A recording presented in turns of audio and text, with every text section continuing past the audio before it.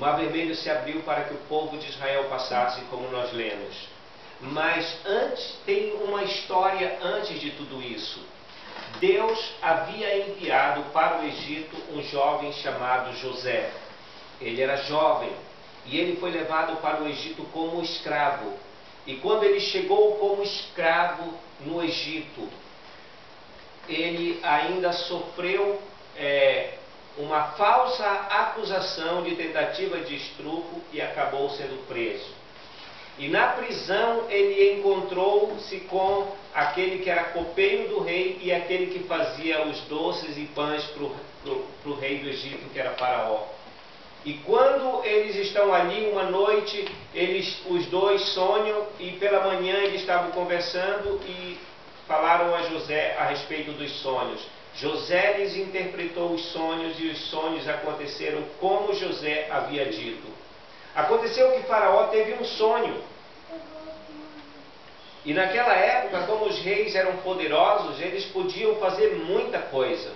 Então, quando o Faraó teve aquele sonho, ele chamou as pessoas mais inteligentes, os mais sábios de todo o país para virem até ele, porque ele contou o sonho e queria que alguém explicasse para ele o significado daquele sonho.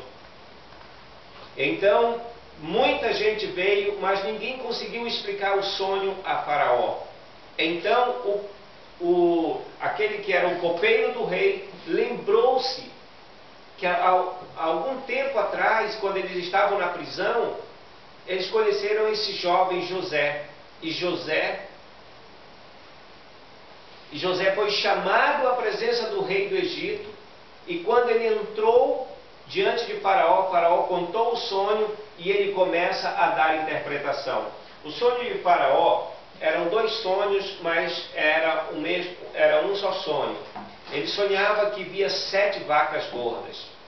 E depois, passados 7 anos, ele começava a ver 7 vacas magras. E essas vacas magras, elas vinham e engoliam as vacas gordas, mas elas continuavam magras. Então ele sonha com algumas 7 espigas de milho, de trigo, muito bonita, bem grande. E então ele sonha também com 7 espigas de trigo assim, murcha, ressecada. E essas 7 ressecadas engolem essas 7 espigas mais bonitas, mas elas continuam também feias. Então o Faraó ficou muito intrigado e José disse a ele: veja, o que está acontecendo é que você teve 2 sonhos e os 2 sonhos são um só. O que está acontecendo é que Deus está revelando que haverá 7 anos de grande fartura. E haverá 7 anos, depois desses 7 anos de grande fartura, haverá 7 anos de grande seca, de grande miséria. E essa miséria vai ser tão grande que aquele ano de fartura vai desaparecer. Então, eu aconselho o senhor Faraó, José disse, a que o senhor junte durante esses 7 anos, o senhor junte a maior quantidade possível de alimento, estoque esses alimentos, guarde esses alimentos, para quando chegar o tempo de grande seca, então todo o país tem o que comer. É igual alguns brasileiros fizeram, né? Se prepararam e agora que a crise está aí, eles não estão preocupados, né? Porque tem uma boa poupança. Então, Faraó pensou: quem mais eu poderia colocar para fazer esse trabalho a não ser você? E a partir daquele momento, José era o 2º homem mais poderoso do Egito. Ele mandava em todo mundo do Egito, abaixo de Faraó. E foi o que ele começou a fazer durante 7 anos de grande fartura. Era muita fartura. Ele estocou muito alimento, e até que começou os 7 anos de grande miséria, de grande seca. E era tão grande a seca que tudo morria. Tudo que tentavam plantar, nada brotava, tudo morria. Era terrível a seca. Era terrível aquele tempo de miséria. Então, o Egito não estava preocupado. eles tinham bastante alimentos estocados.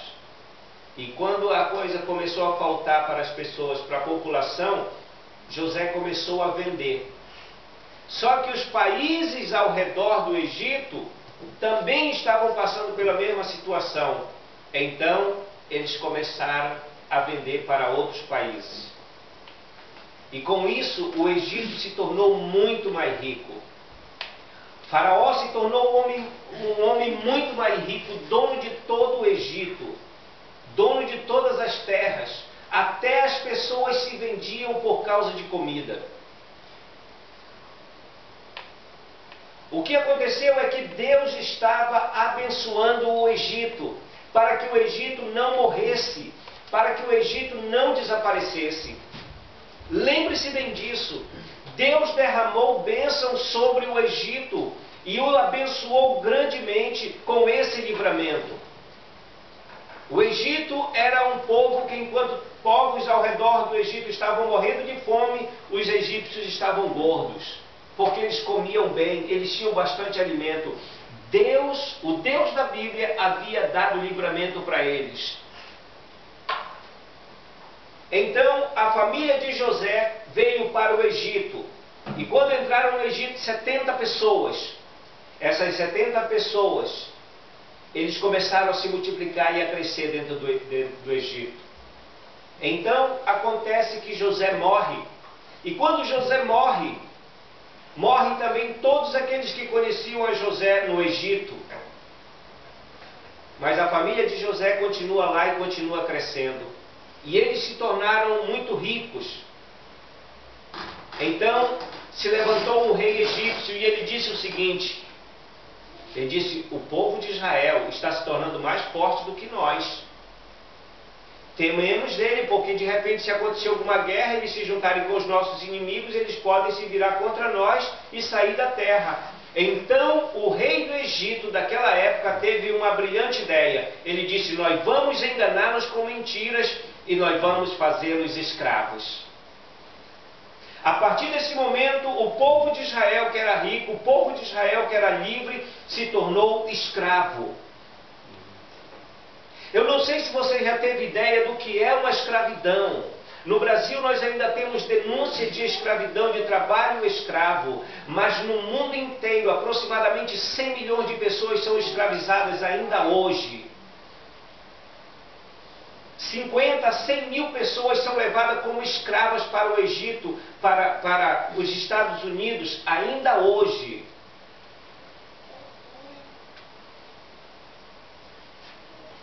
Eu acredito que nenhum de nós gostaríamos de ter a experiência de vivermos como escravos,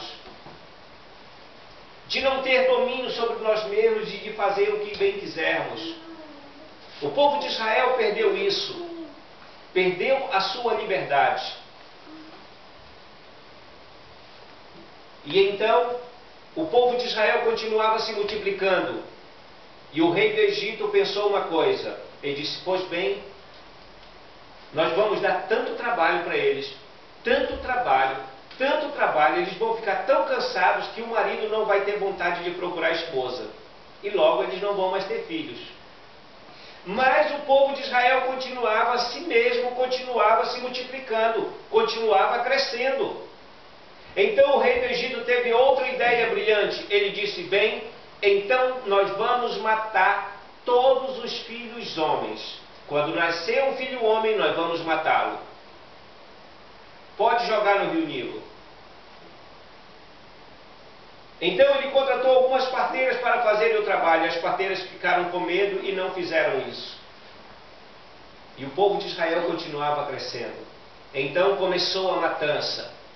Ele começou a matar todos os filhos homens. Sabe por quê? Deixaria só as mulheres. Porque naquela época, quando os homens se tornavam grandes, eles se tornavam soldados. E as mulheres não. Então, ele resolveu matar todos os filhos homens. Imagine o medo de uma mãe quando ela engravidava. E se for homem? Imagine aquela mãe, 9 meses de gravidez, mas 9 meses de medo, de ansiedade. Imagine uma pessoa pressionada psicologicamente dessa maneira durante 9 meses. Imagine a família dela